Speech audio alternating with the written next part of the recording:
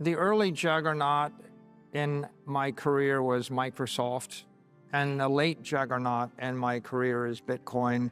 And if you're looking for a commonality, it was Microsoft made room for their partners, and Microsoft was successful because just about every techie company on the world, on earth, could build something, build a product, build a service, and work with Microsoft. So they made space for the partnership, and they respected their partners. And I think with Bitcoin, right, the success is it's decentralized, and everybody can choose to engage with Bitcoin in whatever depth, technically or economically or intellectually they wish to. And I think that's informed us. So as we built our company, we wanted to make space for our partners and create a community, and it's very, very clear that we can't do everything. I used to tell our investors on the road shows, I said, our objective is to stay in our lane. We're not going to compete with you. We're not going to do it if you can do it. We're going to do the things you can't do. So our job is to create the security, buy the Bitcoin, hold the Bitcoin, and do that in a credible fashion. You could almost say the most valuable thing in the market is credible, durable, high-performance volatility. And a lot of people have figured out how to create non-durable volatility or non-credible volatility, credible maybe non-transparent volatility, or low-performance volatility.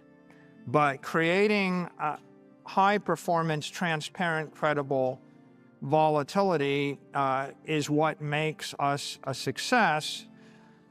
And when you understand that, you realize that there's a lot of investors who are very long 30-day call options. And so they have a particular view. Their world ends in 30 days, and they want up.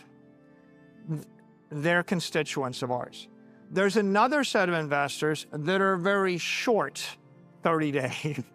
They looking down, and their universe ends in 30 days. There are the out of the money long call option people. There are the long dated equity people.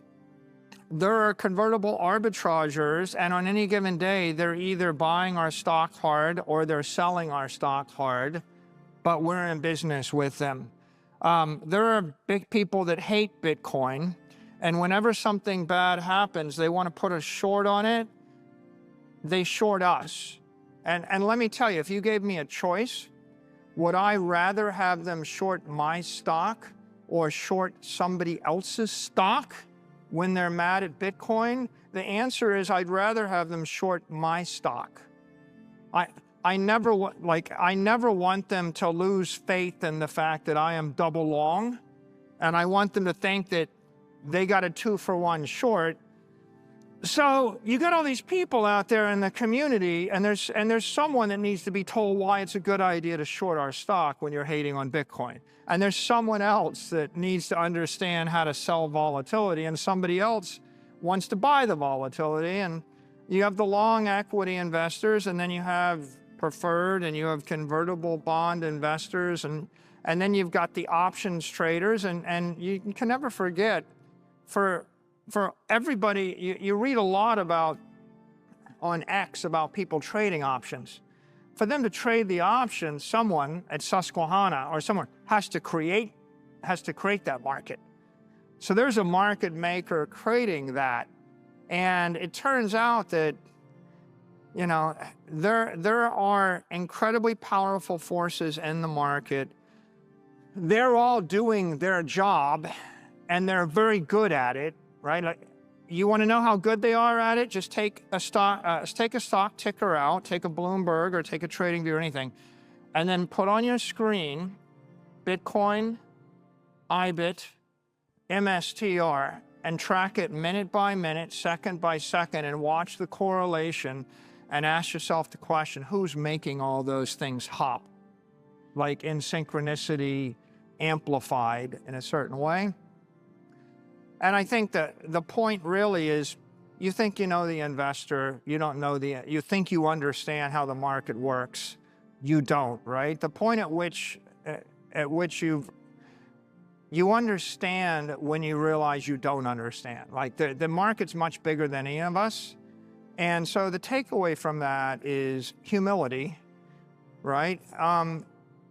You have to allow for lots of participants. It's a highly decentralized market. There's so many conversations going on every day in every direction, in all polarities, right? In all languages everywhere in the world. Yeah, you know, the company could never hope to be able to meet every need.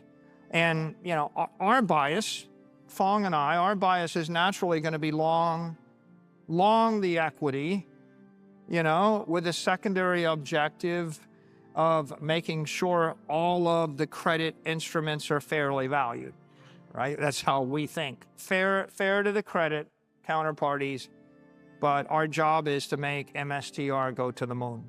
That's how we think. But, and here's the conundrum, for us to be successful, we actually need people in our ecosystem that don't believe any of that stuff and have the exact opposite point of view. They're the ones making the market on the other side of the trade. And what I learned early on in my career is the fate worse than death in the capital markets. It's not for them to hate you. It's for them to be disinterested in you. So Bitcoin started as a peer-to-peer network. It is a peer-to-peer network, but it's also now becoming an ecosystem. It's an ecosystem full of Bitcoin treasury companies, lots of vendors and service providers, ETFs, other products. And the retail audience is definitely picking up on this and tracking it and amplifying it. How helpful is that, and where could it go over the next 3 to 5 years? I think great ideas spread via word of mouth. And every retail investor, no matter how much or how little money they have, is no more than one step or maybe 2 steps removed from someone running a public company, or someone running a multi-billion-dollar portfolio, or, you know, or someone running a state, or someone running the cabinet, or a country, or a cabinet department. You know, I walk into a hotel and, like, you know, a 20-something guy will walk up to me and say, "You have to talk to my father." Well, and his father turns out to be a mega billionaire, right? And he's the retail investor, and his dad's not invested.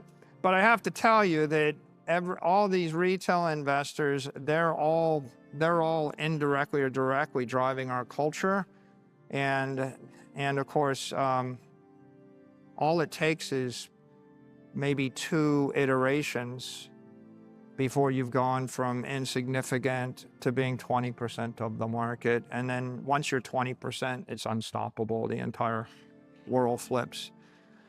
So I think it's incredibly important, not to mention the fact that it's refreshing talking to retail investors, because there's a certain honesty and candor and enthusiasm.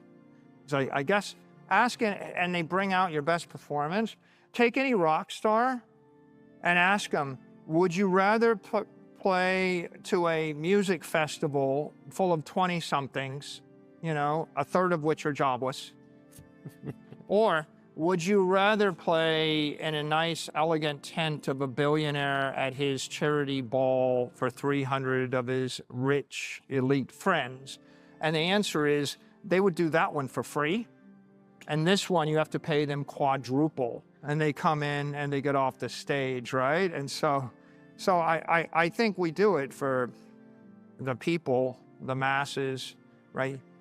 You're not going to change the life of the institutional investor. You're like 2% of their portfolio allocation going to 200, up 20 basis points, and they've been trained to be very, very measured in their communication. But when someone walks up to you and says, "Hey, you changed my life. I retired. I bought a house. I got married. I had a kid." You meet someone, they say, "Yeah, I was able to move to the Caribbean and I lived there permanently because of you," right? That's much more motivational, I think. So if you're saying, like, why do you do it, right? Well, you do it in theory to make the world a better place, but, you like to make people money, but you really like to make retail investors money because it's their money. Whereas when you're making the institutional investor money, it's going through 3 layers before it eventually ripples to a nameless, faceless, institutional, whatever organization. It doesn't have the same emotional appeal. I'd love if you can expand on this concept of the digital transformation of investor relations and really kind of dive into that a little bit further. I think we benefited, we were catapulted into a digital transformation by COVID and by the crypto community. And I gotta say, we were taken there kicking and screaming. And maybe that's the only way you get there, but as Fong said, the 20th century way to do things is you go meet people face to face. I remember I've spent 1 month flying around the world, and like an entire month of my life, $1 million of travel fees in order to stand in front of 100 people in a room 20 times and basically deliver a 1-hour message to 2,000 people cost $1 million. And that was quote unquote best practice in the year 2018. So something profound happened. And when the lockdowns came, you don't get to travel, you don't get to meet face to face, and then you have to do remote, and then you have to embrace something like Zoom. And we were catalyzed by COVID. We had to do that stuff. And then, of course, we needed Bitcoin. We found Bitcoin because of the war on currency that came with the war on COVID. And then after that, we were all of a sudden in the arms of the Bitcoin community. And I'm going to say crypto too, although people don't always love when I use the word crypto, but we're rehabilitating crypto. It's going to be a better word going forward. And the learning from that is this: everybody in the crypto community was launching these tokens, and they were doing investor education on tokens, and they had to do them via YouTube and via Twitter.